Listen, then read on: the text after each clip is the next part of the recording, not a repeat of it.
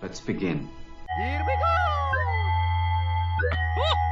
Hi, everybody! Start the insanity. You are not worried, are you? Me? No. We're waiting. Hello, and welcome to Super Media All Stars. We are a weekly podcast, and today we are talking about video games. I am your host, John Harris, and I am joined by four other All Stars in the quote-unquote studio tonight. First one being Jake Boston, Meanwhile, at the Hall of Super Best Friends, Anthony Boritt, Hey, guys. Brent Harris, Oh, hold on. I'm the leader. I'll decide what it was. Okay, it was a little old cricket bug. and returning guest star Andy Guild. As an Italian American, I find Super Mario Odyssey problematic, and we will be getting into it. Welcome, guys. Today is, I want to describe it as October Christmas because we have a bunch of stuff come out. I felt like a kid today. Guys, are you excited about what we're going to talk about today? I'm storming the beaches of Normandy right now. There's so much shit I need to do, and I'm not going to kill everybody. So, there's a lot of things we got to cover. First one being a ton of stuff in the news. We're going to go over our South Park Fractured Butthole impressions because all of us got a chance to play it. Not just impressions. We're going to spoil the fuck out of it because 3 out of the 5 people here have beat it. Yeah, so be prepared for that. Get ready. And then we're going to play some trivia at the end. But first, guys, like I said earlier, 10/27, it's Friday. A lot of big games came out today. Yeah, why are we recording this on this day? I want to play Super Mario Odyssey right now. Is this not like the video game apocalypse? Like, too much that we're going to cave under the pressure and cave into ourselves like a black hole? It's pretty insane. Like this and Wolfenstein and Assassin's Creed Origins came out today. Yeah. And you pulled us away from all of it, so thanks a lot, John. I'm always here for my friends. I think it's safe to assume what we're all playing, so I won't even bother with that question. But I beat Cuphead. hey, how's that going? Yeah. Well, I beat it, so it's going pretty well. Honestly, really well. And I started playing... were you not asking? I mean, I guess before Odyssey came out, I started playing Axiom Verge. Oh yeah, that was an older game that came out on Switch. It came out on Switch. It's a few years old. It's an indie game that's like Metroid. It was just made by one dude. Was it really? Mm-hmm. Wow. Yeah, it reminds me a lot of Metroid. It scratched that itch for me really bad. That so for some reason the Samus Returns game didn't really get it for me, but this Axiom Verge really feels a lot like old school Metroid. That's what I've heard, and I heard the mechanics are just different enough that it gives it a new nice twist to it. And yeah, it's an older game, but it's doing very well on the Switch. But I like how you just jumped over like, yeah, I beat Cuphead, no big deal. Oh yeah, it's not. I do want to make a retraction for something I said last time. Okay. I did this with you guys. I claimed that the casino was a full-on zone full of bosses. I was incorrect. It is a zone full of 2 bosses, one of which is a boss rush. Oh, gotcha. So there are not. It's a 10-in-1 boss. But you don't fight all 10 bosses. You get like a chance to fight random ones on a roulette. Is that where you roll the dice and it like ticks every? Yep. Oh my god! So Okay. spoiler free, how was the ending? It just kind of ends Does the way it? you'd expect it to. It wasn't really about the story. Do you beat the devil at the end? Is that the final boss? Oh, yeah. Kind of figured. Gotcha. Yeah, I mean it's That pretty was obvious. That was the spoiler part. Jake. Well, I mean That was a spoiler guess. I don't think it's a spoiler because I think like 2/3 of the way through the game they tell you basically you're probably going to fight the devil. Yeah. yeah, gotcha. Well, and at the beginning, like he's the main bad guy. Like there's no other antagonist Yeah, that I can there's think nothing of. else really besides. Was he the hardest boss in the whole game? No. I think That stupid dragon. no, King Dice is the hardest. Just because He's like the second to last, right? Yeah, he's the second to last boss. I think he was the hardest. Jumping back to your Metroid comment, I beat Samus Returns, and I would argue probably the last third of that game is the best part because obviously you're fully maxed out. You have your best spin attack, your best missiles, and your best shooter. And we talked about last time with Metroid that this game lacked boss battles. All the boss battles are in the last 15 minutes of the game. Yeah, I thought that was weird too. And they throw a curveball boss at you near the end. Well, not really. You expect it, but it's a curveball based on the rest of the game. Right. So I'm going to go ahead and, if you're okay, Andy, with it, Spoil it. So your second to last boss is your Mother Metroid, and it's like a full-on dragon thing, it's tough. And then your final boss is Ridley. And Ridley's usually like the second to last boss before the final Metroid attack.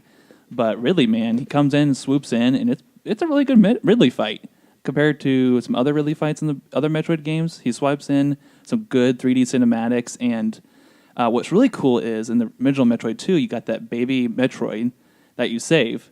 And in this game, she follows you around as actually a mechanic you have to use in order to collect all the collectibles. Oh yeah, I was when I got near the end of the game, I was wondering there's one more item because there are rocks I can't get past. Yep, and that's what it is. Yeah, and the baby Metroid helps you do that and kind of walks through the game with you, like through all the old zones and everything. How'd you feel about the game overall when you got all said and done? So I fell victim to Metroid hype. Like I was really wanting a new Metroid game. Don't be wrong, the game's still solid. It's good. And now that I've played Metroid and it hits all the Metroid tones, I really want a new Metroid Prime to do something new. Because Metroid Samus Returns didn't really do anything new. It's more of the good same stuff outside the counter's new, but I didn't think it didn't invent anything too out of the formula. But 1 to 10, where do you put it? Well, for like scale or Well, on do list? like a score and then that list. Would you put it on the list anywhere? We rate our stuff out of 5 stars, not 10. Oh Andy. shit! Because Super Media All Stars. Yeah. Fuck. Okay. So I would give it a 3.5 out of 5. So it's definitely better than your average game. I was gonna go around the 3.5 as well. So this would be like bottom half of the top 10. Yeah. I would Yep. definitely put it like around 7 or 8. I was gonna say put it under the Game Boy Advance games. Definitely. Yeah. Yeah. And probably under all the Prime games. And I think I'm kind of falling victim to I actually like the 2D Metroid the best, but I think I like the old art styles the best. I like the 3D stuff look cool. Like Super Nintendo. Yeah, Art. that art just works best for Metroid for me. But so before we get into all the news, any last minute games you guys touched before we got into the thick of it all? I was busy beating South Park. That took a lot of my time, and then I had one day of just freedom where I didn't have to do anything, and then just back into Odyssey, and that'll suck all my time up. Brent, were you playing anything new? No, I've been kind of waiting for Shadow of War to be fixed, but I'm going to switch to Odyssey now. But it's just been kind of rough for the start on PC. What happened? It starts off weird. The base settings are set to 30 frames per second, which is just weird. You can tell that it's like laggy. And then the graphics drivers for my GPU didn't come out till Tuesday of this week, which the game was released last week. So it's kind of weird that they were a week late. So like it's finally fixed, but it's kind of past the prime now because now it's going to wait till after Odyssey for me. There's going to be a lot of games that are going to be on hold because of Odyssey. Right.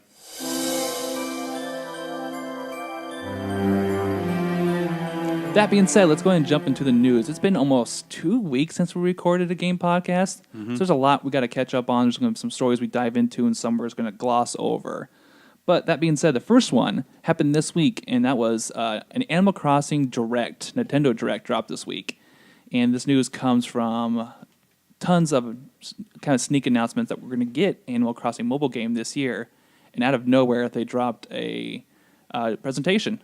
And it's called Animal Crossing Pocket Camp. Did you guys get a chance to check out the details on this? I just watched the trailer. I knew that they were going to make one of these games that's supposed to come out this year. It comes out like late November, right? For America, yeah. And it looks exactly like an Animal Crossing game, except like a little tinier. Like the world that you have isn't that big. Right. It looked like a direct ripoff of the Harvest Moon. That's what like kind of the- Animal Crossing is, essentially. Have you ever played Animal Crossing? No. Okay. Well, But- yeah, that's what it is. But like the map setup is like the exact same as A Wonderful Life on the GameCube. Well, I think a lot of those farming simulators / Harvest Moon, Animal Crossing, they all have the exact same aesthetic. Except Animal Crossing has no farming. And it has animals for Yeah. people. Just weird. Did anybody actually play Animal Crossing GameCube or 3DS here? GameCube. GameCube? Yeah, I played when you could change the date settings and cheat. Oh, gotcha. Yeah, I played when you Yep. could collect NES games and just play them anytime Yeah, you wanted that on the was GameCube. awesome. That was really cool. It has it's free. So how's that strike you for a Nintendo game? It's evil because there's microtransactions up the ass for this game. Right. But Like- but optional. But every microtransaction. Yeah, but I mean, come on. So People like when Super Mario Run came out and they charged $10, people were like angry about that. Like, oh, that's way too much for a mobile game. So now they're doing Animal Crossing for free, but putting microtransactions in. I don't like that. I'd rather pay like $5 or $10 to have everything. Okay, so what's the general objective of the game? And 2, what exactly do the microtransactions, how do they benefit you? So if you've ever played like Miitomo, it's basically like you build your own house / environment around you. It's all about setting your own kind of lifestyle, and it's in a game. Yeah, like I'm looking forward to Animal Crossing on mobile. Hopefully they have like mission-based stuff instead of just like all collecting. Because I don't really care about collecting stuff. Like in the trailer, there was a pretty sweet like half pipe with an eagle skating on the half pipe. Yeah, I saw that. That looked awesome. Yeah. Yeah. It's just animals living their lives. That's what, Bro. Yeah, for a mobile. cool. So Jake hit on the point. Hit it here. It's a mobile game that people can jump in and out of very quickly to do their daily task and build this little house that they're going to be working on, this farm they're going to be working on. So it's like every other mobile game, essentially. Hey, watch it. Like Farmville, Tapped Out. but you put an Animal Crossing label on it and aesthetic. That's why this is evil for a smartphone game. Gotcha. So the microtransactions come from, let's say you want to build a pool, and initially it takes 7 days. Right. You Yeah. pick microtransactions speeds that up. Yeah, that's like every Like other. Tapped Out. Yeah. Like, yep. Exactly. Yeah. So hardcore Animal Crossing fans or kids are going to buy into that very Yeah. easily. I can see it. Yeah. So- Except Tom Nook this time is actually taking your actual money instead of your game money. Figurative money. My he's God. he's come out of the game. He's broken the fourth wall, and now he's has your credit card number, and he's gonna use it. Jumping back to Jake's previous discussion here, so Super Mario Run was $10. I think Fire Emblem came out and also had a price tag on it initially too, and I think you could pay for microtransaction warriors later. But would you rather have? Obviously, I think a microtransaction based game for free is going to bring in more revenue than a $10 Mario game up front. It'll get more people in the door, and if you Oh, hook yeah. enough people, you'll have some whales that'll spend hundreds of dollars on this game. Yeah. That's how mobile games work. Yeah. I think that's what Nintendo needs to do going forward. It's probably It's like the South Park episode with the Canadian devil. freemium. Yeah. Yeah. That is the epitome of what this is. Every mobile Yep. game like this. So the last question I'm going to ask about Animal Crossing is, this is like the epitome of Animal Crossing. It does everything Animal Crossing is going to do, and it comes out this year. Do we still get it in an Animal Crossing Switch? Eventually. Never. Think so? Yeah. I think it'll work if it works really well on mobile. I don't think they ever. I mean, maybe someday, That's- but yeah. they'll milk it for all it's worth. Maybe like on mobile. late 2018, early 2019. Yeah. I mean, if the main two IPs that have come out of Nintendo so far have been Zelda and Mario, and they've kind of like changed the script on how they are making their games. Sure. This Animal Crossing for mobile looks exactly like Animal Crossing. So I'm hoping if they bring Animal Crossing in like 2 or 3 years, it'll change something significantly. That's what I'm guessing Pokemon's going to do when that comes out. Sure. Splatoon 2 is just kind of just like, oh, here's this. But any year for the first game, or any game that comes out the first year of a console, I'll give a pass to. Except for, like, it's just weird that Zelda and Mario changed so much, and it's one of the first year titles. And yes, exactly, year one. So Nintendo's got a whole library of games they can pull from, and I think, personally, I think we're still going to get Animal Crossing Switch because Switch is so heavy on mobile, and be able to play with your friends on Animal Crossing is one of the key features of that game. Oh, yeah. I would expect it to come. Or maybe they could do like have an install base on mobile and have some kind of crossover where what you're doing on mobile can help you in the Switch. That would be a version. great tie-in. See, I would think this is a perfect fit for mobile because you can get all of your friends in your contacts. But if it's anything like Miitomo, it's not going to work that way. It's a friend code system still, I think. So stupid. Yeah. Nintendo is like 10 years behind this. You'd think you'd be able to streamline that, Yeah, especially you would- on a phone. You would think so. Yeah. But nope. They don't want any like pedophiles touching their Nintendo kids. It's ridiculous. So look forward to Animal Crossing Pocket Camp at the end of November for America. It's actually already dropped in Australia and New Zealand, I believe. That's usually where they test out these kind of games. But look forward to that. Our next thing in the news is that Xbox put their Kinect to rest this week. It had a lifespan of 2010 to 2017. Jake, you had a Kinect. I still have one. It's Anthony, hooked up. I think Anthony, did you have a Kinect? No. Nope, I didn't. Andy, did you ever get an Xbox? Rest in fucking peace, Kinect, you piece of shit. Fuck the Kinect, dude. It's good they killed it. I have mixed feelings about it. Jake, you can weigh in at any point because you probably used it as much as I did. Well, the only reason why I have it hooked up right now is because I'm super lazy, and if I can just say Xbox on Yep. and it'll turn on. Towards the later of its life, it became a convenience factor. Yeah. Yeah. But that's all it really should have been. $100 convenience factor. That's You a know, lot. you get any game for it, and you just kind of like wave your hand to go through the menus, and it never worked or worked half the time. It's just straight up garbage. Like I'm glad that it's gone. I think I'm gonna try to sell it right now because Sure. you can still get $100 for it trade in at GameStop, which is nice. insane. Yeah. Yeah, for a Kinect. Wow. I think I can press a button instead of talk to it. That's insane. Let's just remember that Kinect came out with a ton of tech demos, being like Milo, Kinect Animals, all this cool stuff that. It was called Connectimals. That's right. Thank you. All these interesting concepts, and none of it paid off. Like even that Star Wars horrible lightsaber game was so bad. Yeah, where you can dance with Han Solo. Yeah, It's and- got like a dancing game. And then Rare, the studio, was assigned to Kinect games. that was the worst part. Yeah. Like, I mean, I think they made the best game with Kinect Sports and Sure. Kinect Adventure, like all that stuff. Like they use the avatars. Yeah. That was the best Kinect stuff for it, but it sucks that for like 3-4 years that's all Rare did. Yeah, it didn't help that Microsoft had a very bad start with the Xbox One with their limited sharing, messaging, and then the price tag on it. But Kinect was cool technology, but never stood a chance in the market with today's crowd.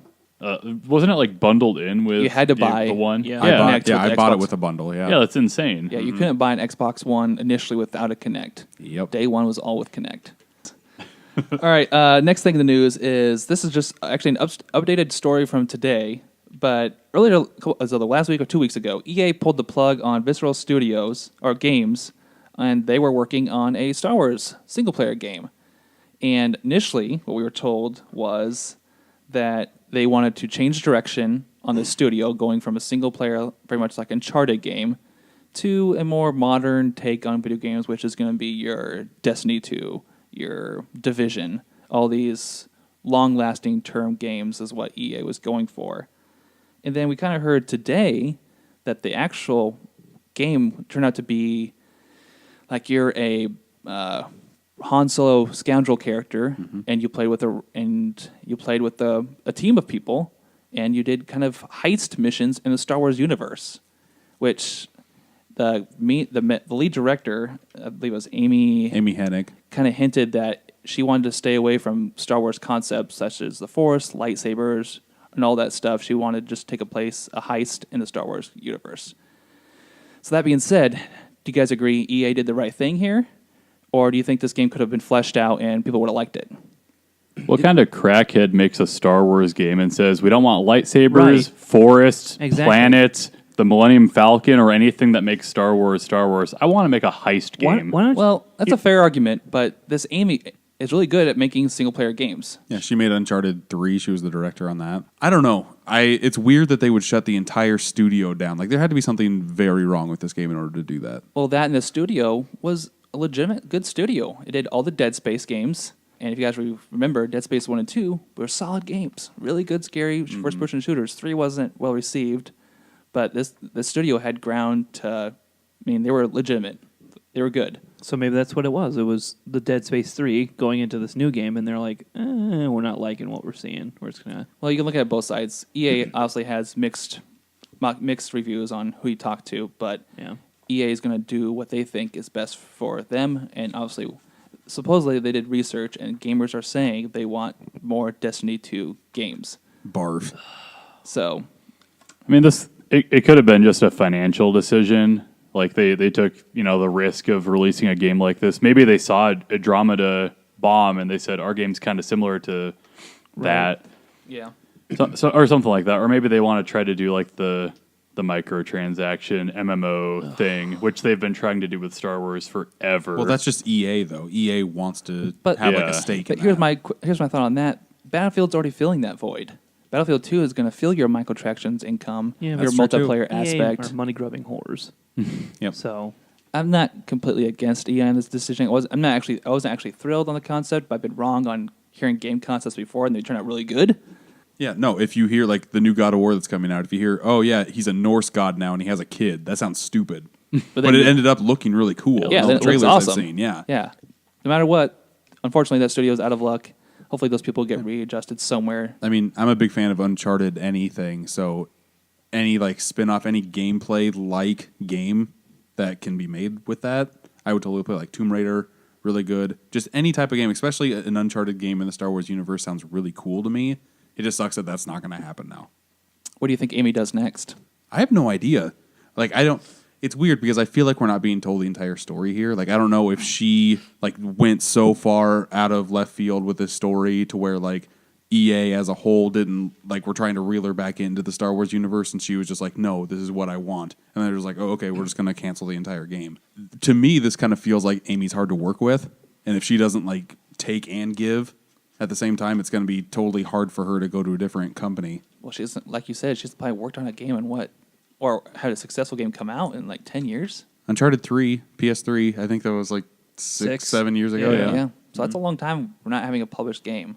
We're not doubting her credits. It's just that she's had some bad luck.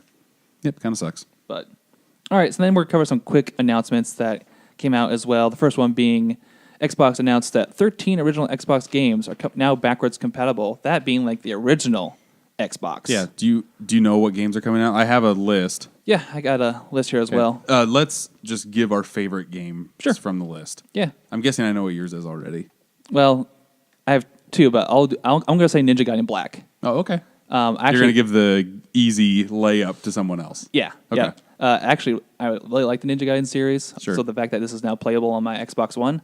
And I've heard they scanned this to be 4K compatible with original Xbox games. Here's crazy about Ninja Gaiden in particular. Ninja Gaiden was built on a widescreen format, which actually wasn't like a thing on the original Xbox. So when it gets translated now, looks good on screen. Pretty fucking cool, yeah. Yeah. So Black was like a remaster of the original Ninja Gaiden, so it's the ultimate version of the game. That's what I wanted. But how about you guys? My favorite game ever is Psychonauts. Oh, yeah. Psychonauts is a really good, fun game. Yeah. From Tim Schafer. He's the guy who made it. I forget. Yeah. And all of his games are really good. And this is it went very like under the radar because this came out when like dumb platformers are coming out all the time, like Tak and the Power of Juju and Sphinx and all that garbage. Like, yeah, when the platformers were Hey. being burnt out. I kind of like Sphinx. No, you don't. You don't remember what Sphinx is. I do. What, you're a mummy? Yeah. Yeah, it's garbage. Brent, why don't you take the easy one here because you're a big fan of the game. All right, so my favorite is Knights of the Old Republic 1. Great game. Right. So it's had many renditions now, but the fact that you can play it on your Xbox One and now on your modern TV is great. Awesome. Great game. Yeah. Do you still have the disc?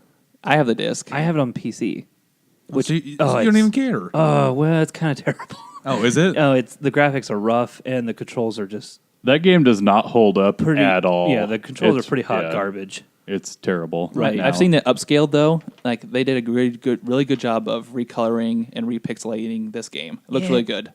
Well, I wonder how they did with resolutions because I know on the PC like they didn't change anything and didn't update it. So I think the highest you can do is like 1280 by 900. Okay. Yeah. Pretty tiny. To Andy's point though, the mechanics don't hold up well, but you play that game for the story. I would argue. Don't get me wrong. The mechanics are like, and the gameplay is fine back then. It's a D20 system, so it's like you're playing a tabletop game. So technically, it's timeless, but it doesn't play very well if you don't have any patience. Right. Which Yeah. I don't anymore, so I can't play it again. Yeah. Some of the honorable mentions would be, like Andy said, Prince of Persia: Sands of Time, which was very big back then. Yep. It's actually a really good game.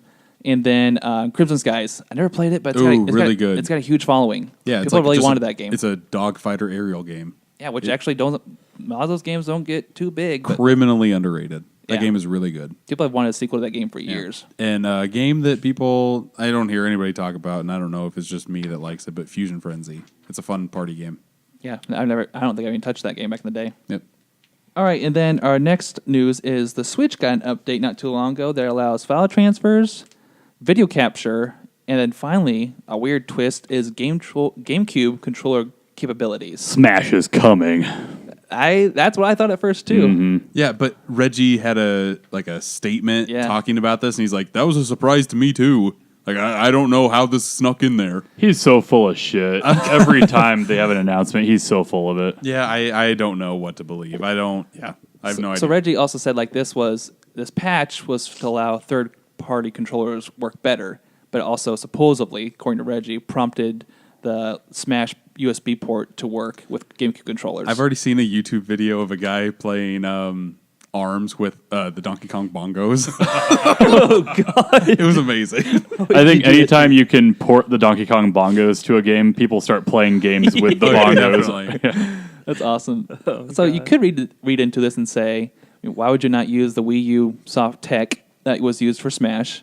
And you would assume that Smash is getting a redone version for the Switch. So it makes sense to make your GameCube controllers that everybody who loves Smash is still going to have. Or you could use an actual GameCube controller for Virtual Console GameCube games. I was just thinking that too, That because too, solid we point. don't know what they're going to do with Virtual Console. It could have GameCube, N64, everything on it. Yep. Yeah. And especially because of all like the trigger sensitivity on those Yeah, GameCube controllers, so you might need one almost to play need it. Yeah. that would make me so happy because you would think the Virtual Console would come beginning of next year, but we actually don't have a time window on that yet. Just 2018. That's our window. That's a pretty big window. Right. I'm hoping at the end of the year they'll have a direct that kind of talks about this, but maybe they'll talk about it in E3. Yeah, Who knows with Nintendo? Just tell me something about Virtual Console because the Switch is perfect for it. It's handheld. You can take it anywhere. It's awesome. Maybe that's what their Christmas special will be for us. I hope so. Yeah. Maybe. Christmas is coming twice this year. All right, then real quick, just going to mention that the 3DS got a Super NES console. Pretty much all artificial details here. It still looks cool, Yeah. and it's randomly packed in with Super Mario Kart. Yeah, It's a weird game to throw in. yeah. It's $200, drops 11/27 of next month. So that tickles you, go get it. And then our last announcement comes from 3DS World as well, and that comes from Game Freak, officially confirming that Pokemon, Ultra Pokemon Sun and Moon, will be the last title on the 3DS. This just confirms that Game Freak is finally putting all their attention on the Switch version of Pokemon, whatever it turns out to be, which we know, hopefully, Game Freak has a good history of Pokemon games. It's kind of weird to say that Pokemon's leaving any kind of official Game Boy version. That's all they've ever been on. Yeah. They've never been from Game Freak on a home console like this on Switch. So That's why I'm excited for this Yeah. next Pokemon. Like Yeah. Ultra Sun and Moon, I do not care about at all. yeah, I'll pick them up and play them. But yeah, I'm ready for a Switch version. I'm excited to see what Pokemon can do on an actual home console because Yeah. it's pretty much a game. It's a handheld too, so I don't know how far they're going to stray away. But I'm excited. People to have been asking for like an MMO for Pokemon forever. There have been countless like fan projects that get shut down. I wonder if they try to go that direction. I could see Finally. it. They could make tons of money off microtransactions and MMO with Oh Pokemon. my God. Why would you not Yeah, go that route? that would be a cash cow, and they could release like they could do like the WoW thing, just put expansions out, just more Pokemon, Yeah, and I more don't- gym leaders, whatever. I don't think that would defer your Pokemon Go crowd either. I think No, it's not totally at all. two different fields and definitely, yeah. so lucrative. Why would you not? But What game do you think will come out first? The new Pokemon game or Metroid Prime 4? Prime 4. I kind of think so too. These Pokemon games take a shocking amount of time to develop. Like there's like 4 or 5 years between them. I think. Plus, Game Freak just got done with Ultra Sun and Moon, Yeah, so that same team is making the new Switch game. but taking it from the 3DS to the Switch, hopefully, ideally, would be a big jump in like quality and production, sprites, blah blah blah. You would hope. models. yeah, so we'll see how that turns out. That's crossing your fingers for the next Pokemon game on Switch. All right, then we're going to end kind of the news segment with games that came out since our last podcast. And there's a few we'll probably just gloss over, and then some we'll really get into. The first one was being on 10/17 Gran Turismo Sport, which was released on PS4. This is another racing game, kind of a racing sim. I haven't heard anybody talk about this game. This I game- kind of forgot it came out. This game got lost. John's the first to bring it up. Breaking news that there's a Gran Turismo game out. Well, unfortunately, this game just falls behind compared to your Forza. Forza Motorsport got more press than Gran Turismo. But if you're a PS4 owner, you're a Gran Turismo fan, and you're racing, you probably pick this up maybe? I don't know. Next. Next one is also not that big of a news, but WWE 2K18 came out 10/17. That's also a sports game. I think this one Yeah. got more news because it came to Switch, right? Yeah, exactly. Okay, maybe that's why I got this more has press. like 175 characters that you can pick So from. gross. It's ridiculous. Yikes. The next one that came out was Fire Emblem Warriors came out in 10/20. This is a Dynasty Warrior game, but with a Fire Emblem cover, pretty much. Yeah. This game got decent reviews, kind of your 80s, 70s level, but If you're a Fire Emblem fan, I think you picked this up because it had some strategy to it, but it's essentially a hack and slash. Whatever. I didn't care for Hyrule Warriors. I really don't care about Fire Emblem. I tried with Hyrule Warriors, man, but it was so hard to get into. It's just not. It's not my kind of game. So I think there's a certain fandom for those games that they have their cult following. we're totally not. I don't Yeah. think any of us are really into that. yeah, the game looked pretty. Like the cutscenes looked great, but other than that, No. real quick, Just Dance 2018 came out for 10/24. I think there's a certain fandom to these games that none of us are into. John- Talking about Just Dance 2018. That'll probably be game of the year. It'll probably be Zelda Oh and yeah, Odyssey, definitely. right? There's one fun tidbit about this game. What? This game came out on Wii. Yeah, that's true. This will probably be Wow. like the last game to ever come out on Wii. I bet it does well on Wii, I was going to say, actually. is the only other thing it's on is Kinect? Is that, Just Dance is on everything. Released it for our It's dead console. How do So you- gross. Yeah. It's on mobile now. really? I don't know if 2018 is, but Just Dance is now a mobile game. I don't know how I it hate works that. or That's why. too bad. The Switch version has a Mario song in it. Oh God! Is it Do the Mario? It is Do the Mario. Oh my God! Yeah. Okay, that's actually awesome. Is that from the Mario GameCube dance game? No, it's from like the The old cartoon show. from the 80s. Yeah. Oh no! Like swing your hips from side to side. Do the Mario. Jeez. I remember that now. Okay. Yikes. All right, and these last three games we're going to cover are actually big, good games that all came out today, 10/27. The first one being Wolfenstein 2, The New Colossus. We just did an unboxing of the collector's edition. We did, and it turned out being really sweet. But this game, man, is doing phenomenal with critics. I saw people calling it the best first-person shooter in years. That came to mind. If you don't know anything about Wolfenstein, it is a game in an alternative history where Nazis pretty much won World War II, took over the world, and you're playing a soldier who is fighting to take it back. I don't read reviews like ever, but I read this one and it really made me want to play. It's from Game Informer. When I finished my playthrough, I sat watching the credits roll with a huge grin on my face, quite convinced I hadn't played a better first-person shooter in years. I'll keep coming back for a long time thanks to bountiful epilogue missions, plus an alternative timeline playthrough that grants access to another side character, scenes, and weapons. It got a 98 out of 100 from them. But the Metacritic, what is that score right now? I won't believe it's low 90s. Yeah, it's ridiculous. Like, we played the demo and it Wow. was good, but I didn't think it'd be anything like this. Across the board, people are loving this game, and it's not too often you actually get a first-person shooter that gets critics raving like this one did. Yeah. Honestly, I think the demo when we played at E3 sounds like the worst part about the game, and that's not saying anything because like The demo was awesome. the demo was awesome, Yeah. but it's like, oh my god, like just the trailer where like a guy in a huge mech thing just like power jumps into the scene and just start messing him up with these crazy guns. This game got a little more press than usual because of it's dealing with Nazis. Don't get political, John. No, I won't. And it deals with some other current issues that are reflective in today's society. But at the end of the day, it's a video game that's having fun. And that's what you want to do with video games, have fun. It's wunderbar. Yeah. All right, and the next game that came out was Assassin's Creed. That's German for wonderful. Wunderbar. Wunderbar. So I guess you've already been Wunderbar. initiated into the Wolfenstein family. Yeah, just wait to see how You're he German. signs off on the unboxing video. Oh God, yeah, all right. Assassin's Creed Origins also came out today. This is a new Assassin's Creed that actually took a year off from its yearly production. You had to leave all that time for the movie, okay? Just have the movie Yeah. speak for itself and then come back with the game. If you know anything about this game, it takes place in Egypt, and critics are saying that it's better than your average Assassin's Creed game, which is good to hear. So what, it's like a 50 on Metacritic instead of a 40. Actually, it's lower 80s still, which is like Okay. it's a good game, but like compared to everything else that's coming out right now, it's probably going to get, for me, it's going to get lost in the mix until a later time. But good thing is critics are liking it. People are saying it's a good return while introducing something new to the Assassin's Creed formula, a lot more RPG elements, and the story is supposed to be really good.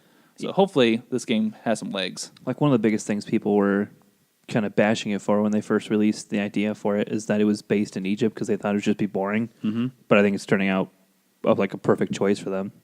Yeah. Assassin's Creed's never really been my go-to game at all. The one that I like the best is Black Flag. That was a fun game. Yeah. And the final game, The big one that we already talked about earlier was Super Mario Odyssey, dropped today, 10/27. Glavin. Yeah.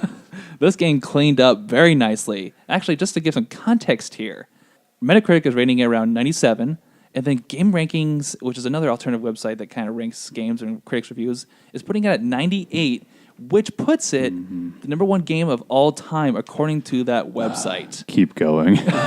No, keep Well, going. Metacritic on 97 puts it on the same yeah. level as the Galaxy games. Fuck.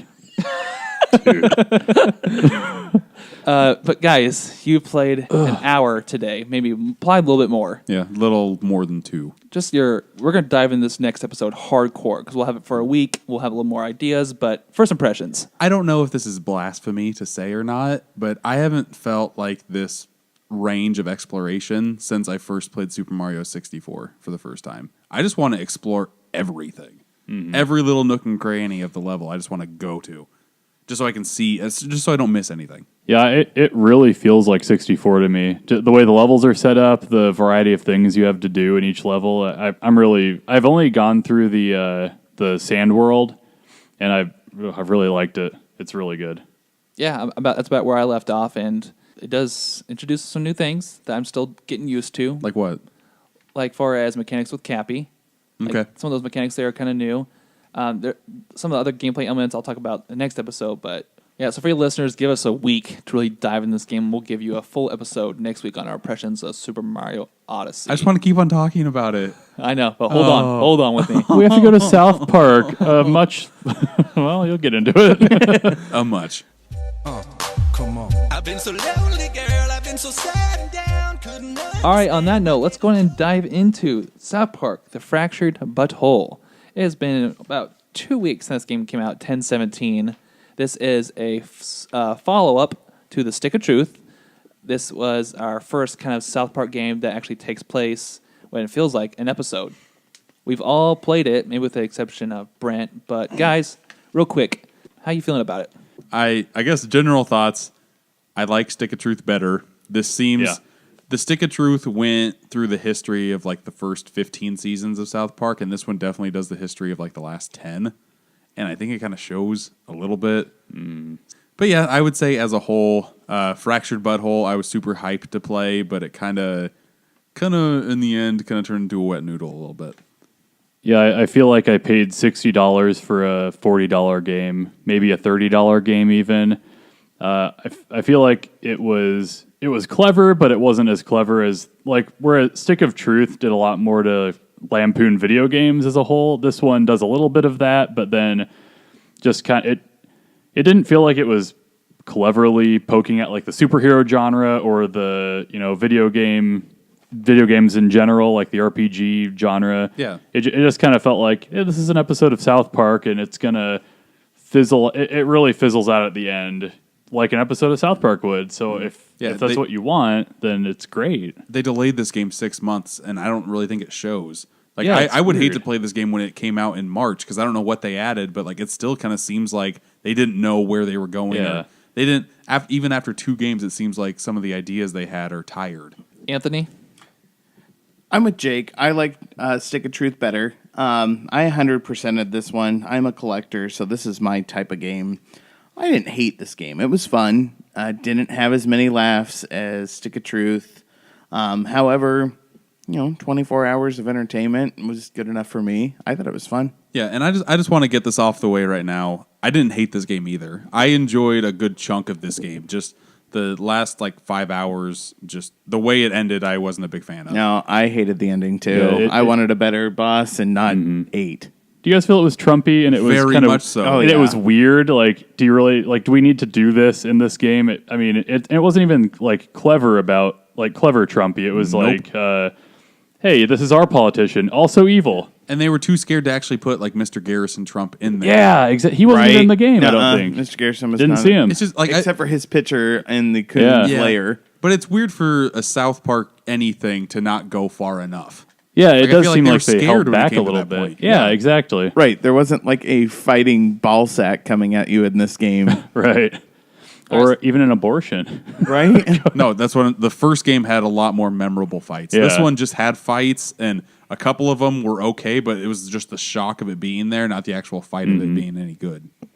All right, so let's dive into some details here. The first one being, I think, the main appeal of the Stick of Truth, and from what you guys hear, it probably didn't carry over to this game, but is re-exploring the town of South Park. Obviously, they fleshed it out a little bit more, but from what you guys are telling me here is not too much else is fleshed out here. Part of this appeal is the characters, the fan service in this map, and some nods to the show. So putting everything else aside, how do you guys feel about just re-exploring the town / map in general? See, I liked it. I liked that they kept the same map as Stick of Truth. I didn't. I think it would be weird if they changed the map because But they kept the same map, but did less. Like they cut Yeah. out less that's true. areas. I mean, of it. there's felt that way, there's too. no Canada. Where else? The farm. You don't think diving in more into like those buildings did any service to the map? Like adding the strip club, adding... Yeah, they Maybe a did little add bit. the, There's a little bit of ad. but- Sheepot Town. That wasn't in the first one, was it? No. it was Yeah, not. so it was cool how they redid It was some Kenny's of those house. things. That was Yeah. great. That part Soda was funny. Sopa, of course, wasn't in the first one. Yeah. So, Yep. yeah. I mean, they added some things. I feel like a negative Nancy over here. I don't know. I liked the game. I played through it. I enjoyed it. I liked the might system where you level up your might level over the course of the game. It was like a good feedback loop they do there. But when I was playing it, I enjoyed it. When I go back and think about it, kind of disappointing. I was just about to say the same thing. Yeah. Like Stick of Truth, I went back and played as all 4 classes. I know it was the exact same game, but this one, I 100%ed it, and I probably won't pick it up for a while. I'm more excited to go play Stick of Truth again. I think that's part of you guys' problem is you're still riding off the high of Stick of Truth, and I don't think this was ever going to really top that. And so now that's not. You're just like, yeah. Well, it's twice the cost. Wasn't Yeah. Stick of Truth like $30? No, I think it was a $60. Was it $60? Really? It was Oh, $60 okay. every Oh. time. Yeah, I'm pretty sure. But like compared to Stick of Truth also had a lot more content to work with as far as like your television background noise, a lot of like your little nods to the show. Stick of Truth did really well. that was going to be another point of mine. Is Like- I loved like the music in the Stick of Truth, and this one had some funny songs from it, but Yeah. it wasn't the same. It wasn't like walking into the bank and hearing like the Panda song. Yeah. sexual harassment panda. I really think just after 2 games, the formula is old already, which sucks. Yeah. Because the first time I played that game, the Stick of Truth, it was just like, this is brand new. I love everything about this, completely different. The second one, it just seems more the same, and I don't like that already. Do you think they just used too much of the good stuff in Stick of Truth? And Yes. then there was Oh, not enough definitely. left after 100%. that? Oh, they went way too They far. blew their load with Stick of Truth for sure, and this is just like aftercome. But you can't blame them because they didn't know if they're going to get a sequel That's true. and how well people will be received. So I think you gotta have to go full hardcore first time. And then let's kind of get into the core portion of any video game and South Park in general. Is they introduced a new fighting mechanic, which was a little more tactical, grid based. The first Stick of Truth took a very turn based RPG element. This one kind of has still some turn based action to it, but it leans more on the tactical side, where you actually have an area of the field to work with, and your characters are all in this field. Guys, how did the fighting system sit with you this time? I liked it. It was okay. it was different. I wanted it to add more. It didn't really add too much extra to your combat. I wish they would have had more like abilities you could change out for your allies, because it felt like you have what is clearly the best party for you is like you'll have Call Girl and Tweak and Craig. That's probably the best party, Right. And then you're just spamming the same abilities over and over, and you're getting into See- the same random battles over and over. Let's go into that. Who you just gave your favorite party? Yep. I had Call Girl as well, but then I had the Coon because his summon Coon's is OP. so OP. Yeah. And then Captain Diabetes. I loved him. Captain Diabetes was Yeah. pretty good. I had the Mosquito, and then I had Tweak and Craig. Gotcha. They were pretty good. Their last combo's good. They're a good combo, and he's Craig's like a tank character, so Oh, you yeah. can let him live Just for a some long contextual time. here. Jake, Anthony, and Andy all beat the game. I only got like 3 hours into it, and Brant hasn't played it yet. But from what I saw, is they introduced enough new enemies so far from what I've seen. First one had like Nazi zombies, and it had some other like smaller class fights that took place in the school. You still get that here, and you get strippers and some other. Yeah. So, well, the Raisins girls. Yeah. And then you Raisins girls. have Yeah. homeless, and then Homeless. you have Like the Chaos Kids. Sixth graders. sixth graders. Yeah, so Yeah, how'd you guys feel about ninjas. that? How'd you feel about that implementation? It got old quick. It did. Yeah, Like it really did. I didn't really want to fight those people. The only reason I did is to Level up. Yeah, you hit Yeah. X amount of people, and then you get like so much XP. Like achievement for it. yeah, Yep. Yeah. And Yeah, that too. my issue with it was that you had all these different groups of enemy types, but they had the same subtype. So you'll have one guy that does like an area attack, one guy that puts like a status on you, one guy that's like a big bruiser who comes up at you. So it didn't really feel like you were doing anything different if you were in a different area.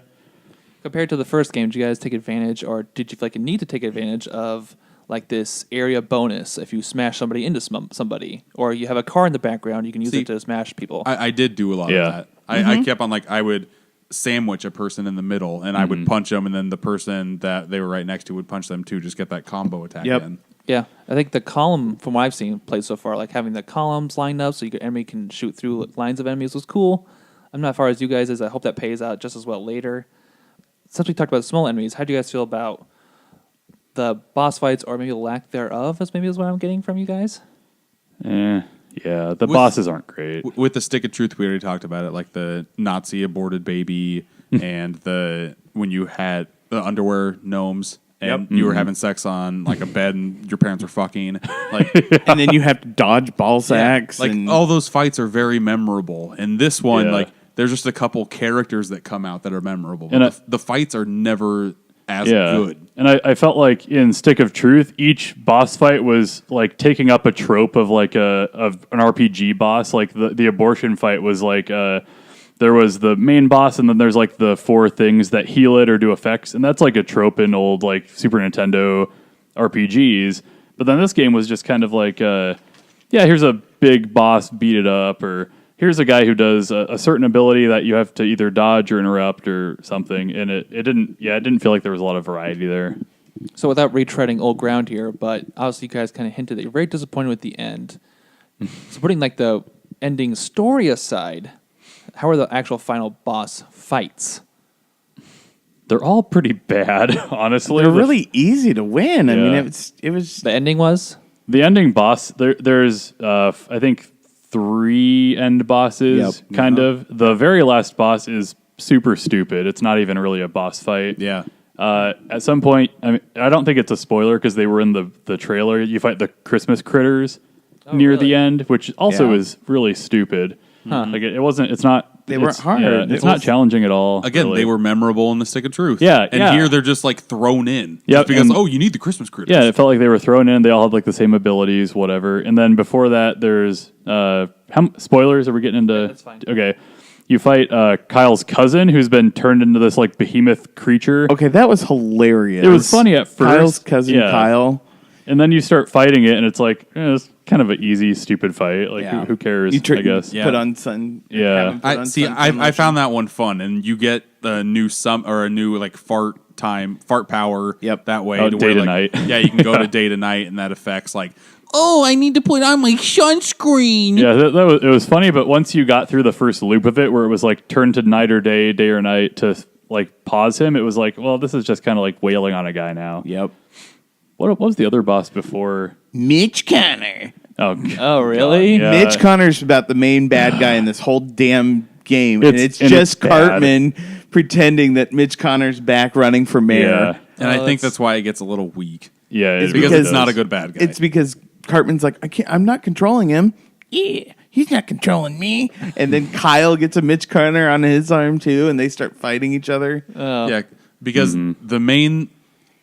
I always like whenever time travel is used in anything. Yep. And this kind of shit the bed on that. It was bad time. It was like you go forward in the future to the future on accident to the future where Cartman wins, and then everything's ruined. But there's barely anything to do there. There's the critter fight and then nothing, and then you go back in time and fight. Actually, that boss fight was decent, where you fight That's the true. kids from the end of Stick of Truth. That part was Okay, really that cool. was awesome. That was a good fight. That was probably the best fight in the game, actually. So you unlock your last time fart, which is Yeah. time travel farts, and the first time you use it, you go way too far in the future. Like he goes like a month in the future. Yeah. And it's when Cartman or Mitch Connor had already won the mayor, and your town is just going to shit. Part of his platform is we're going to make it Christmas every day, so that's why the critters are there and Santa's there, and he's like, I'm being overworked. My magic's leaving me. It's Christmas every day. At first, you start praying to Jesus. Like, Yeah. oh, you gotta have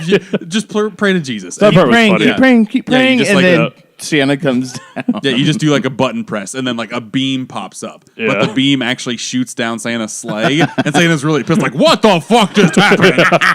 That part was pretty good. that part was good. The fight wasn't good, but that Yeah, part the was fight good. was- Yeah. So then he has to go back in time, but they go back way too far, and they go back to the beginning of the game. Mm-hmm. So your people from Fractured Butthole, the superhero kids, fight all of the like Lord of the Rings Stick of Truth kids. Which was great. That's cool. It's It- funny that because part was cool. they go back and they're like, "Hey, we're not playing superheroes. We're playing fantasy or whatever." And then Craig just fingers himself, and Yeah. then his other person fingers him. Oh, it's and, great. and nobody recognized. I thought that was funny too because they're from like literally a week in the future, and nobody recognizes them. They're like, "Who are you kids?"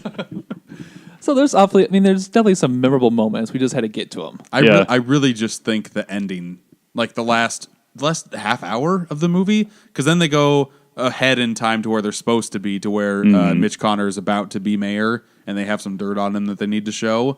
But that fight, like I said, it has Kyle that has another Mitch Connor from an alternate universe on his hand. Yeah. And then the two Mitch Connors fight.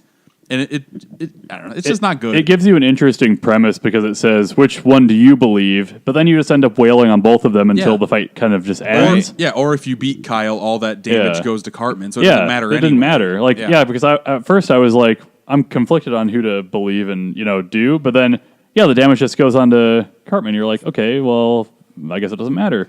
And then the game has like a 30-second cutscene and then it ends. Right. See, I wanted Weird. to like where you would have to choose if you want to be on Kyle or Cartman's team. Yeah, I wanted why that not? again with Butters. He had a perfect opportunity, and it came at the very last second of after the credits. If you watched all the credits, That was a DLC teaser, 100%. and that's if you chose to be bad instead of good. What a great, perfect opportunity in the middle of the game for that to happen, where you release Butters for him to go help you get the stripper.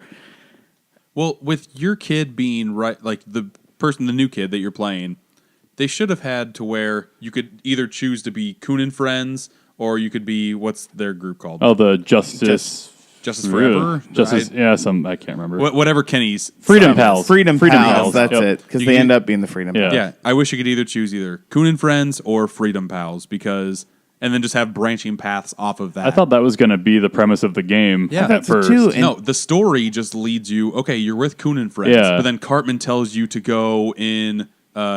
God, Infiltrate. Yeah, like yeah, betray, go pretend in you're rogue, betraying us. undercover. Go undercover. in, Yep. go in undercover to. Oh my God, Freedom Pals. Yep. And You got it. You never get a chance to choose for yourself. The whole story is just leading you the entire way. I wish you had a choice in this game. I do too. Again, that would be nice. I wanted an evil, a chaos like, choice. I'm kind of in the fence where Jesse is, where you could probably just watch Let's Plays of this game and be yeah. totally fine. You That's you true. could 100%. I don't think there's any like real benefit to playing it, other than watching it. All right, let's honestly. hang on. Let's bring it back. We kind of we jumped all over the story there. Oops. Getting back to mechanics, how do you guys feel about classes, weapons, summons, and this new artifact system? Because Meh. Stick of Truth didn't really flesh this stuff out fully, and so far I feel like this game did. But are you guys? This game started off on a great foot Yes, because it it said did. choose your difficulty, and you chose what skin color Oh you were. yeah, that was great. the that harder part- it is, the blacker you got. Yeah, Yeah. that part was amazing, and I don't think it even does anything in the span of I the know. story. I made mine the next closest to hard, and Yeah. I didn't see anything but different. that was just a hilarious joke. And Yeah. then all of the classes that you can actually choose from, like I think at the end you can choose 4 Yep. different types. Yep. It ends out up- of like 10.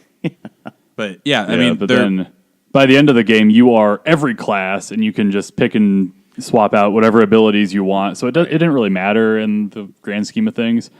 Going on with that skin color thing that you choose, I also felt like the game fell flat on its face trying to make social commentary about police and like police brutality, because that's another big plot line in the game. Is like they're locking up all the black people in town, and you're like, oh, why are they doing that? And then you find out they're feeding it to a god that's locked up in the basement that only eats black people. Yeah, let's not say his name. And I was about to be like, I'm not saying what you think I am, but no, it's like an H.P. Lovecraft type of creature. And that's one of the more feeding black people. Yeah, that's one of the more clever fights. But I felt like they were trying to make some kind of commentary that was just like meaningless and kind of nonsensical. I'm not as far as you guys, obviously, but I feel like that, because I've done 2 of those missions for the cops, and I just, so far I feel like that was just a ploy from the show. Because that's literally from an episode where the cops are all laughing at these jokes. And like that's seriously what happens in these missions so far, and you're pulling characters you could recognize from the show, but obviously things get a little more crazy. Yeah, and I also felt like that was where the main plot line ended when they originally made the game, and then they extended it from there.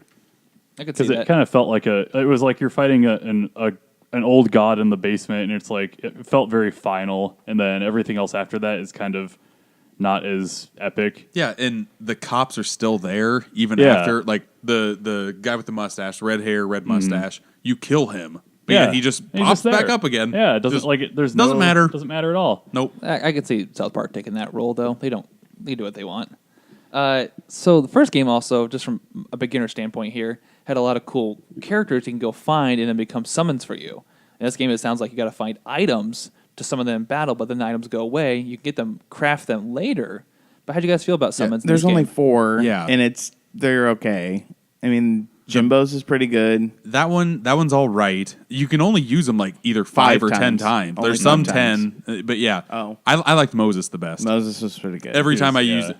One of the other things about this, anytime you use a summon or you're special or anything, the same cutscene plays. Like there's no variety. Right. Unskippable. Yeah. Right? And, Yeah. Yep. But the best one that I didn't mind watching every time was Moses, because that was just hilarious to me. Moses was funny. Yeah. Because they did the whole who did it at the beginning in the hall of super best friends. Like Yeah. I think that's so funny. I don't know why. It just tickles my fancy. In order to stuff. get summons, you had to craft stuff, and crafting is actually a big element in this game, which it appears to be. Did it get? Do you guys Which would have been fun had there been weapons like the last game.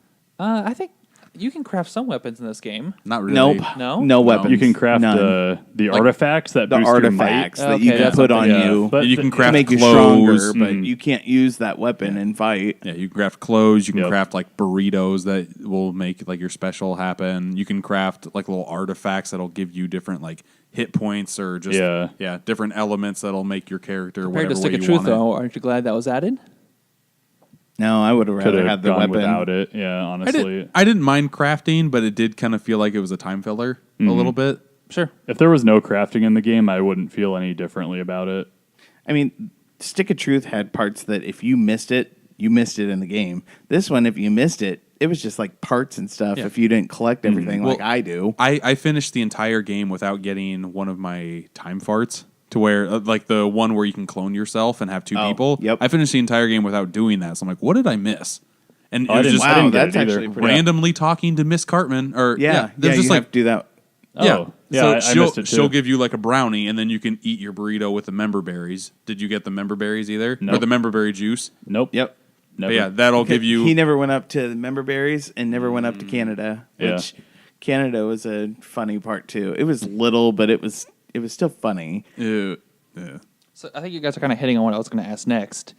But was there some favorite side quests that stuck out to you guys that weren't part of like the main story, but you guys found some funny or like good diversions from the main storyline here? Like the collectors of the Chimpokemon in the first game, you're collecting. One of the favorite things that I collected was the Tweak and Craig posters for Tweak's dad, or not Tweak, but Craig's dad.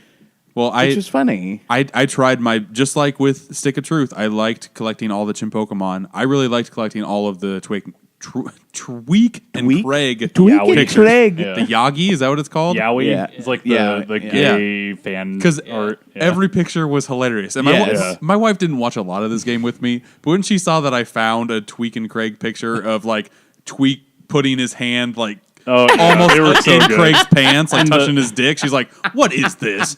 The titles of the images those were are hilarious. great, It was yeah. like Yeah, no, those are- dueling joysticks, and they were playing their Atari. Yeah.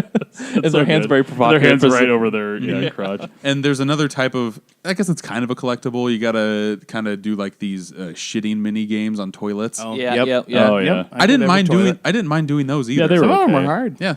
Yeah. Beyond that, I didn't really feel like there were many side missions. Really, it was mostly all story. That and Big Gay Al's Cats. Yeah, which is just another collectible, really. But you couldn't have done that because you have to. That's the freezing time. No, Yeah. I can freeze time. You can freeze I time, didn't yeah. have like the multiple person one. Oh. Yeah, but I thought I thought Big Gay Al would be a summon, just like Mr. Slave was a summon in thought the so first too. one. But no, you're just like, oh, here's a picture, and like you get a costume. It's just like Oh, this was lame. so boring. Yeah. Yeah. Probably the most I laughed was when Jared came out of that cell. Jared's one of the Jared from bad guys, Subway. and like really? one of his. Yeah, like, they said like it was in the police station. They're like, we do keep one white person locked up in here, and then it's Jared. He comes out with his hands extended out, like gonna grab somebody. They never say his last name. Yep. And they never say Subway because You I don't know think they want to exactly get who sued. it Yeah, is. it's like Jared. And in like the combat, song. he heals by eating submarine sandwiches. And he But has one of his moves Oh, is God. him holding a sub sandwich and going like that, and mayonnaise shoots out at your out the face. kid. It's so good. Like that's probably the most memorable fight for Yeah, me in this that game. was Is funny. the That and Jared the fight. the stripper fight at the near the beginning when was- the giant stripper's like chasing Yeah, you. yeah, I got to that point. Oh, Are we jumping around too that's much? so funny. No, as long as you guys are fine. You guys are Okay, fine. yeah, no, the stripper part was funny. What I have her name right here. The Yeah, it's a- spontaneous bootay. Oh my yeah, that was so good. That might be the most memorable part to me because the music that's playing and like it seems like the music timed out with what her little animation. It was very funny. I don't know why. I would say the funniest side quest for me, which is very early on in the game. Did any of you guys go to the church ever? Yeah, And you fought those Catholic priests? Oh It's yeah, hilarious. Oh That my was really god, good. that was sick as fuck, but I loved Yeah. it. Yeah. I tell you, I was think really I good. told you guys if you go there and there's a code on the door after you fight them, and if you try to go back in there and you guess the code, which is like kneel before Jesus, which Yeah. I guessed it before I found the pastor's diary. Cartman, like a ghostly Cartman, appears in the corner wearing a Bill Belichick sweatshirt, and he's like, "What? You just gonna cheat your way through the game? Cheaters don't win." Oh Jesus. So I think you guys already covered this, but obviously there's a lot of humor in the fighting aspect, but what's the writing, which South Park is also known for, also humorous. Yeah, the little jokes they did, I felt like they worked. Like I said, they kind of fall on their face with like the social commentary they tried to do was just a little weak and awkward. I would forced. say the gameplay is the weakest part of this game. Yeah, Like the that's true. storylines I liked more than I disliked. Yeah, like dude, as far as like comparing it to an episode, which an episode kind of relies a lot of good writing on the characters' parts, and then printing to the over story. Yeah. And you guys have your problems with the ending and the final boss fights, but do you feel like you watched a really good episode of South Park here? I feel like I watched like everything leading up and to the end of when you fight Professor Chaos was like a good South Park episode. After that was like when they did that overarching storyline a couple seasons ago where it connects and it's kind of weird. Yeah. This game, for me, I put 18 and a half hours in. That's more than a season. That's longer than a season of South Park. So I would say if this was a season of South Park, I would like half the episodes. Yeah, sure. It was very 50-50. Isn't that kind of stereotypical of South Park seasons these days anyway? Yeah. Guys, favorite parts, final thoughts. Yeah, I don't know. There were little touches with this game that I liked, and we've been talking very negative about it, but I would still recommend this game to people. Yeah. I wouldn't recommend it for $60. I bought the big edition, which costs $100, but I pre-ordered it, so it was $80. But that comes with Season Pass DLC. It also came with the Steelbook. And, Oh, yeah, all that stuff, too. Yeah. Yeah. I had a rating in mind, but to take it to your star rating, That's what we're doing, 3.25. I was gonna give it a 6.5. I enjoyed it. No quarter stars here, only half stars. 3 stars. Then I'm gonna round down. All right. 3 stars. Okay, that's fair. That's like I haven't thought about a score, but I was right in that ballpark. It's Yeah. better than average, but I don't know how much better it is. I'd recommend it when it goes on sale on Steam in like See? a year. Yep. If it was on sale, 3.5, easy. I would honestly recommend watching Let's Plays of this game. Like you don't Yeah. need to play it yourself at all. If I was just watching this, I don't think I would get as bored. I would. I played it. I would do a 3 to 3.5 out of 5. I'll go 3. I'll go 3 out of 5. My favorite part, there's two. So loading screens have really funny things. Like one of them says that if you're not good at this game, just get better. Like Yeah. not offering anything. And the other one's tally up. You had to do the pre-order to get tally to post up different things, but he didn't offer you much. It was just kind of more for funny.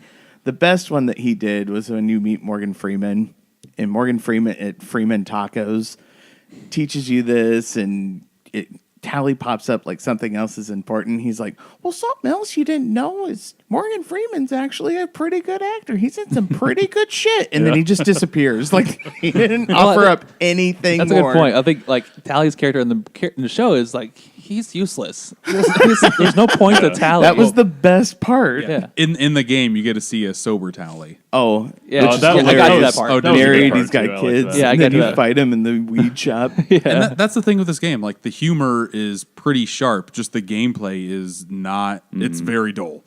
Yeah. I think Anthony- my favorite loading screen tip was you can read tips on the loading screen. It's like, oh, thanks.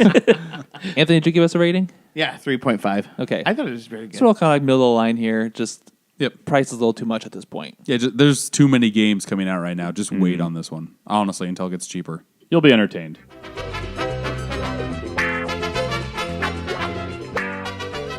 All right, let's go ahead and jump to the final portion of our show, and that is video game trivia. I'm going to toss it over to Brent Harris, our trivia master, Brent the Trivia Wizard. and the holder of all sacred clips. Brent, we have a table full of anxious gentlemen ready to play. Will you drop clip number It's one like a on strip us? club. Table full of anxious gentlemen. Brent, get on the eager to play. Get on the table, Brent. All right, boys. Clip number 1. You have to get to the barrow fields at the other end of Darkwood. You lead the way. We'll be right behind you. Fable. Correct. Recognize that British voice. Yes. Fable. Yeah, of course, John gets Fable. You can have Fable. Yeah, I love Fable. Disgusting. Ugh, Aw, gross. guys, come on. I'm Jack of Blades. Fear me. Hey, you did play it. You I know watched you play it, you sicko. You notice how that game isn't Xbox compatible yet. Oh. It is. Okay. Oh, Cut that part out. barf. All right, so I'm on the board with 1 point. Brent, will you drop clip number 2 on us? Clip number 2. Eternal Darkness. Resident Evil 4? Grand Theft Auto? Silent Hill? Sounds like horror. It is horror. The Dawn of War? God of War? Diablo 2. That's a very obscure sounds. I feel like I've heard them though. Ooh. Is that a catapult? Is it Rome? Fuck. Doom? What? 3? Okay, I don't know what this is. Metal Gear. That just got weird. Maybe- I feel like I've heard that crate breaking sound effect in like 1,000 games. Brutal That's Legend. true. No. Like there was one like 2-second clip or 2-second strand in there that is very specific to this. Sounds like an intro to a game. Is it Gauntlet? No. That was a good guess, though. That was. It was 2004. It was on the PS2, the GameCube, the Xbox, the PC, the Mac, and PS3. This is a big release. Ooh, PS3. Yep. It was an action-adventure Re-release. platformer. It was designed or produced by Ubisoft and Gameloft. Rayman? Nope. Beyond Good and Evil. No. Assassin's Creed.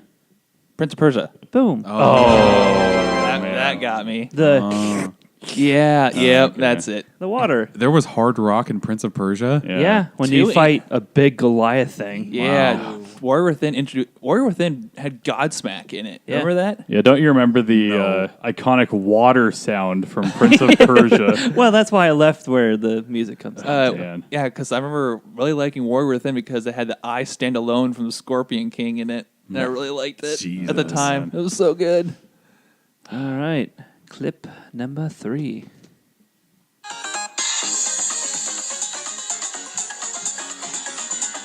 Super Mario RPG. Paper Mario. Motherfucker. Oh, motherfucker, I totally gave Damn, that to you. John. I gave that to John. You totally did. I'm so sorry. John's racking it up. Damn it. You Which- prompted me for the last All right. 2 points. Oh, man. Andy, which Paper Mario is that? Paper Mario 1000-Year Door. Yep. Yep. See, I set you up with Assassin's Creed and then a similar game, and then I set you up with Mario RPG. I'm like, oh, my God. Yeah, sorry. At least I can. Well, it's not a team game. I was going to say I can give you a layup. But I say if Andy gets the next one, then it's a tiebreaker. Okay. agreed. I have 2 half points. I agreed. All right. All right. Unanimous vote. Clip number 4. Thank you.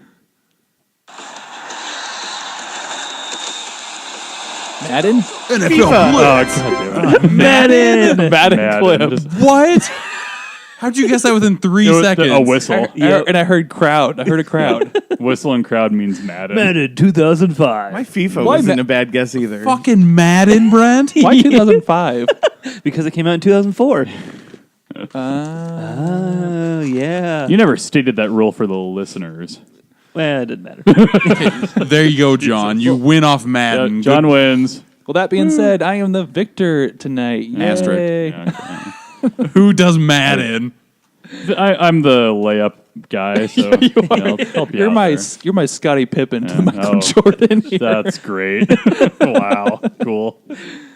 Oh, that being said, that has been episode 16 of Super Media All Stars. We are on kinds of social media these days. You can find us on Facebook. Please follow and like us there. You can see us on Twitter, and you can find us on Instagram at Super Media All Stars, where we kind of post all of our gaming stuff, movie stuff. Check that stuff out. We are also now available on Podcast Max services. We are also now on Google Play for the first time. You can find us on YouTube. And then if you're an internet radio fan, check out TuneIn, as we are also publicating on there. Dang, we're just spreading our roots, aren't we? We are. A lot of good things to look at to next week. We have Paris Games Week that's taking place this weekend. So hopefully there's a lot of cool announcements we'll be tackling next week. Obviously, we had the Wolfenstein 2 unboxing we just kind of knocked out. And then you'll hear our Mario Odyssey impressions a week later. I can't wait. But, guys, it's been a great night. I thank you for joining me. Audience, we'll see you next time. Goodbye. Bye what? See you later. Game over, man. Game over. Bye bye. I am out of here.